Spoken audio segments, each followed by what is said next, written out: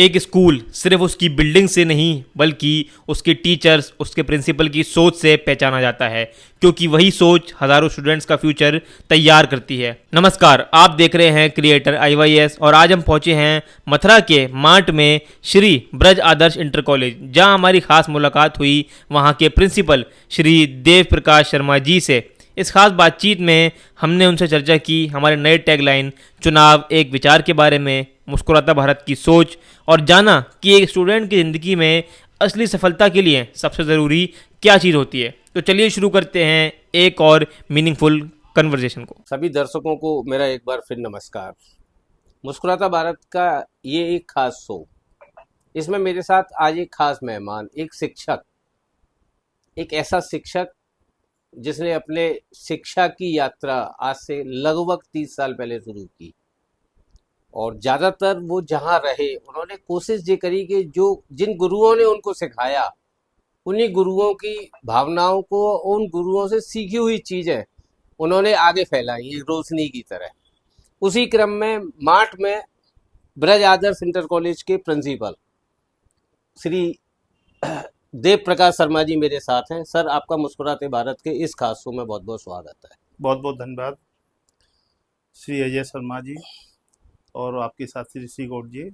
निश्चित रूप से आप इस तरह की जो पहल समाज में कर रहे हैं वो हम सभी के लिए बड़ी ही वंदनीय है, अनुकरणीय है।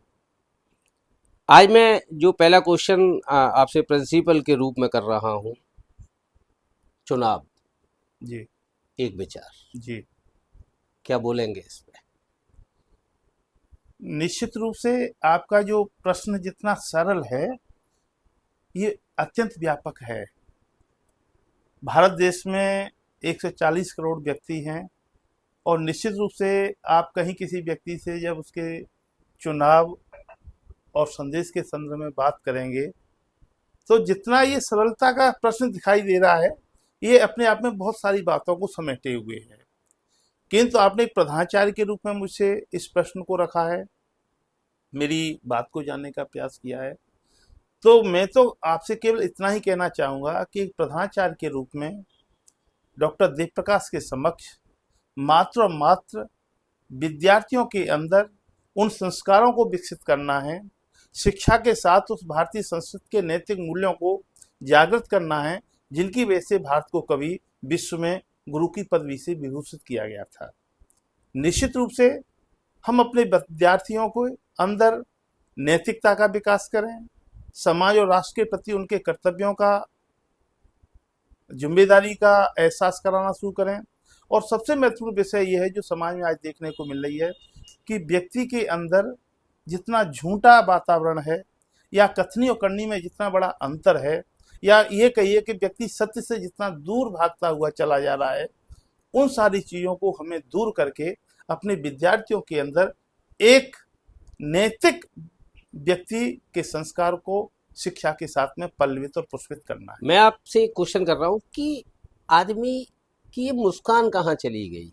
चुनाव का नाम आते ही आदमी व्यक्तिगत रूप से राजनीति की तरफ क्यों मुड़ जाता है? क्या वो मुस्कान भूल रहा है? चुनाव का मतलब जब से पैदा होता है आदमी और जब तक चार कंधों पे रख के नहीं ले जाके चला, जब तक चुनाव आपके नज़र में क्या होता है?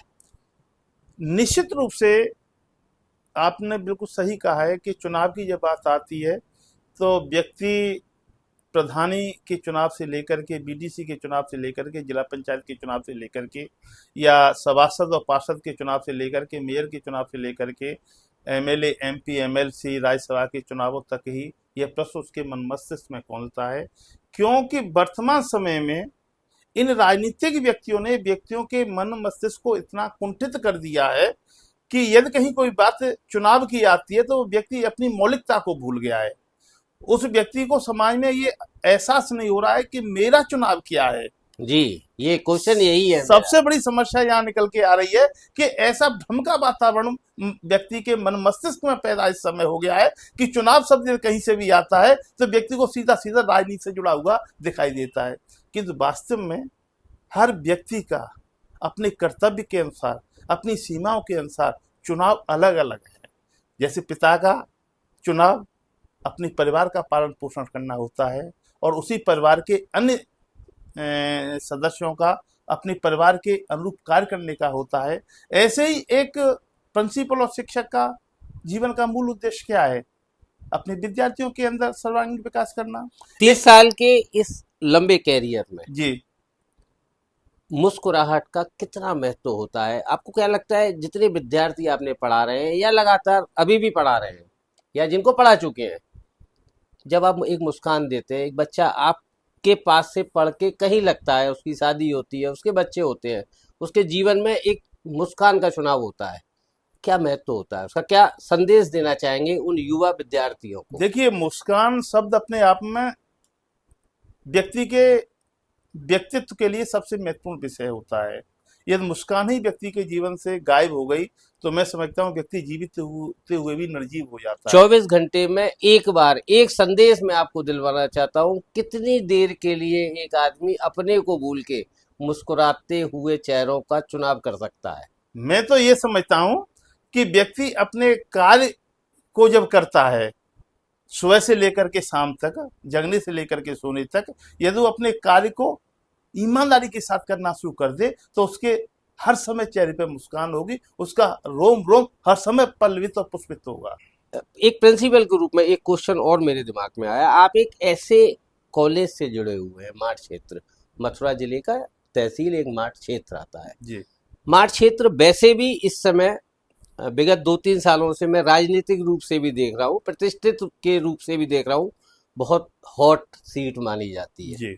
वो एक अलग विषय है, लेकिन मैं आपसे एक संदेश दिलवाना चाह रहा हूँ उन विद्यार्थियों के लिए, जो विद्यार्थी जो हमारे समाज में पानी का मूल्य होता है। जी। एक लेबर, एक मजदूर जो खुदाई कर रहा होता है या कोई मजदूरी कर रहा होता है या रिक्शा चला रहा होता है, जी। उसकी वो जो प्यास होती है, जी। और बहुत सारे लोग समृद्ध लोग होते हैं, वो पानी की प्याऊ भी लगाते हैं और पानी खरीद भी सकते हैं, बहुत सारी चीजें, लेकिन उस पानी का जो वहां पे जाके उस पानी का पूरा इस्तेमाल नहीं हो पाता है। जी। उसके लिए आप नए विद्यार्थियों से, नए युवा वर्ग से क्या कहना चाहेंगे? वो किस तरह पानी बचा सकते हैं? ये विषय आपने बहुत महत्वपूर्ण विषय उठाया है। आने वाले समय में पूरे विश्व की बात तो है ही है, भारत में भी पानी की क्राइसिस बहुत बढ़ती हुई जा रही है और ब्रज में तो पहले से ही खारा पानी हर जगह देखने को मिलता है। मेरा तो विद्यार्थियों से या समाज के हर व्यक्ति से यही निवेदन है कि हम न्यूनतम पानी से अपना काम कैसे कर सकते हैं। आपने देखा होगा कि पानी की बोतल होती है, जो व्यक्ति पैसे वाले होते हैं उसमें से एक घूंट पानी लिया, उस एक घूंट पानी को पीने के बाद बोतल को छोड़ देते हैं।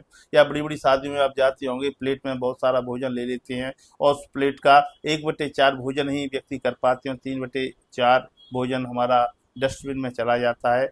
मैं पूछना चाहता हूं ऐसे लोगों से कि जो एक चम्मच भोजन के लिए इस भारत देश में उनको मैसर नहीं हो रहा है, उपलब्ध नहीं हो रहा है, एक घूंट पानी जिनको पीने को प्राप्त नहीं हो रहा है, उनसे इसकी कीमत को पूछिए कि एक प्लेट भोजन की कीमत क्या है या एक बोतल पानी की कीमत क्या है। अभी एक संघ शिक्षा वर्ग लगा था, उसमें मात्र 1 लीटर पानी में संघ के जो भी प्रशिक्षणार्थी थे उनको साबुन से नहाने की पद्धति सिखाई गई थी। सुनने में बहुत अजीब लग रहा है, किंतु मुझे लगता है कि ये कार्य हम सबको करना पड़ेगा। ये पानी इतना अमूल्य है, ये जल इतना अमूल्य है, इसकी रक्षा करना हमें आवश्यक है। और मैं विद्यार्थियों से यही कहूंगा कि भोजन और पानी उतना ही लें जितना उनके लिए आवश्यक है, शेष भोजन और पानी का वो अपव्यय न करें अपने जीवन बहुत में। छोटे में आंसर देना आप, मैं छोटे छोटे क्वेश्चन पूछूंगा। जलता हुआ दीपक, सनातन धर्म में बहुत सारे हमारे 30 त्योहार ऐसे आते हैं कि हम दरवाजों पे, खिड़की पे, जंगलों पे दीपक जलाते हैं, तुलसा जी के सामने भी दीपक जलाते हैं।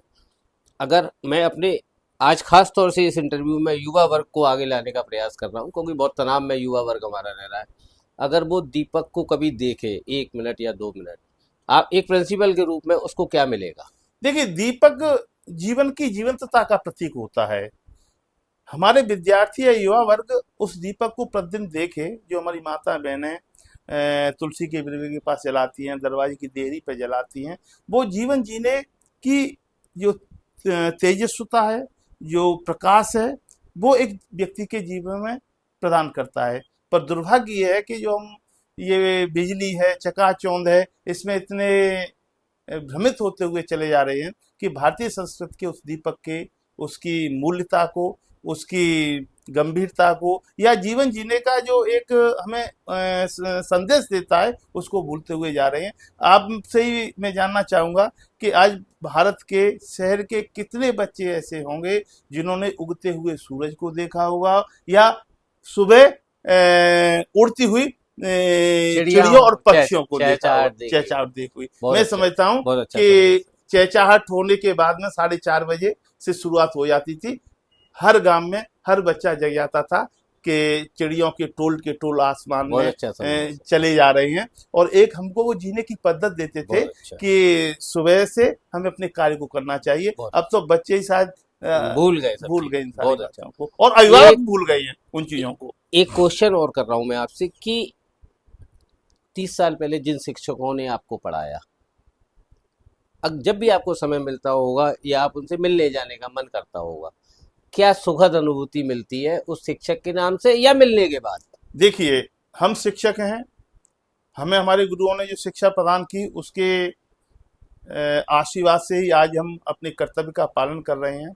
किंतु मैं ऑल इन ऑल समाज के लिए इस बात को कहना चाहूंगा कि आज जो कोई आईएएस है, पीसीएस है, व्यापारी है, किसान है, बड़ा पूंजीपति है, वो उन गुरुओं की ही देन है। हमें अपने गुरुओं के प्रति श्रद्धा बनाए रखनी चाहिए। और मैं तो यहाँ तक कहना चाहूँगा कि हम जिन विद्यालयों में पढ़े हैं कभी, उन विद्यालयों को भी जाकर के हमें देखना चाहिए, और हम जिस हैसियत के व्यक्ति आज बन गए हैं, उन विद्यालय में जाकर के उन विद्यार्थियों को हमें सहयोग करना चाहिए, और अपने गुरुओं के प्रति कृतज्ञता उनके घरों पे जाकर के व्यक्त करनी चाहिए। बहुत अच्छा। एक अंतिम क्वेश्चन करूंगा, बहुत छोटे में बताना। पौधे जी, बहुत सारी योजनाएं गवर्नमेंट की चल रही है, प्रधानमंत्री मोदी की भी चल रही है, एक पौधा माँ के नाम, और योगी जी ने भी बहुत सारे प्रयास करे हैं। क्या केवल और केवल जिम्मेदारी सरकार की है या पब्लिक की भी कुछ है? बहुत छोटे में हाँ और ना। नहीं, जिम्मेदारी सरकार से ज्यादा हम सभी की है। पहला विषय तो मैं यहाँ पर ये कहना चाहूंगा कि ये जिम्मेदारी मात्र शासन और प्रशासन की नहीं होती है, जनप्रतिनिधियों की नहीं होती है। ये जिम्मेदारी वृक्ष लगाना जन जन का कर्तव्य होना चाहिए। इसके साथ में बस एक बात और जोड़ना चाहूंगा कि जितने वृक्ष हम लगा रहे हैं उनको लौट करके हमें देखना चाहिए कि उन वृक्षों को पानी मिल रहा है कि नहीं मिल रहा है, उनकी रक्षा हो रही कि नहीं हो रही है। हर वर्ष लाखों करोड़ों वृक्ष लगाए जा रहे हैं, पर उनको बिना देखभाल के वो सारी चीजें समाप्त हो रही हैं। राजनीति ज्यादा जरूरी है जनरल पब्लिक के लिए सार्वजनिक जीवन में, या सोशल काम? मैं समझता हूं कि सामाजिक कार्य व्यक्ति के लिए महत्वपूर्ण होते हैं, उसे राष्ट्र और समाज के प्रति अपने कर्तव्यों का निर्वहन करना चाहिए। ये जरूर हो सकता है कि राजनीति उसका एक माध्यम बन सकती है। बहुत अच्छा। मुस्कुराता भारत की टीम से आप क्या कहना चाहेंगे? हम इस तरह के विषयों को लगातार आप जैसे लोगों की एक बहुत अच्छी सोच के साथ आगे बढ़ाना चाह रहे हैं। देखिए, मुस्कुराते हुए भारत ने ये जो कदम उठाया है, निश्चित रूप से मैंने प्रारंभ में कहा था, बड़ा वंदनीय और अभिनंदनीय है। इसलिए वंदनीय अभिनंदनीय है कि इन चीजों से जन सामान्य दूर होता हुआ चला जा रहा है। व्यक्ति के अंदर ऐसे समय की कमी कह लीजिए, या अपनी जिम्मेदारियों के प्रति थोड़ा सा निरुत्साह उनके अंदर मान लीजिए, थोड़ा दूर होता हुआ चला गया है। निश्चित रूप से मुस्कुराते हुए भारत की जो पहल माननीय श्री अजय शर्मा जी या ऋषि गौड़ जी कर रहे हैं, मैं समझता हूँ ये समाज के लिए एक सशक्त कदम होगा, और निश्चित रूप से इसके अच्छे परिणाम समाज में हमें देखने को मिल भी रहे हैं और मिलेंगे भी। बहुत बहुत धन्यवाद सर आपका, अपने समय। बहुत बहुत धन्यवाद सर।